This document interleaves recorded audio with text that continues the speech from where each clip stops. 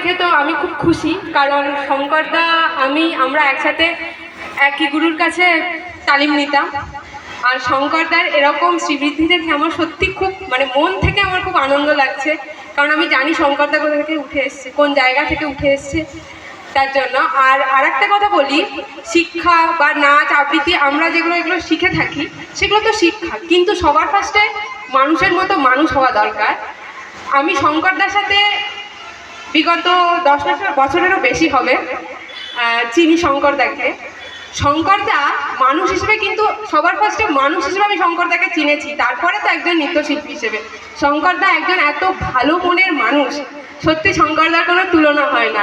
আর শঙ্করদা আরেকটা জিনিস, শঙ্করদা খুব হেল্পফুল মানুষ। শঙ্করদাকে যদি কোনো রকম কারণে কেউ বিপদে পড়েছে বা কোনো কারণে দরকার লেগেছে, যদি শঙ্করদাকে একবার বলে শঙ্করদা আমার এটা দরকার এরকম, হ্যাঁ হ্যাঁ ঠিক আছে তুই আয় আমি করে দেবো, এক কথায় রাজি। যে কোনো হয় না যে হ্যাঁ ঠিক আছে দেখছি বলে ব্যাপারটা কিন্তু শঙ্করদার নেই, হ্যাঁ তুই আয় করে দেবো। তার জন্য অসংখ্য ধন্যবাদ শঙ্করদা, তোমার এই এত বড় বসন্ত উৎসবে আমাকে একটা ক্ষুদ্র পারফরমেন্স করার জন্য তুমি আমাকে খড়গপুর থেকে ডেকেছো, তার জন্য অসংখ্য ধন্যবাদ শঙ্করদা। নমস্কার, সবাই ভালো থাকবে, সুস্থ থাকবে।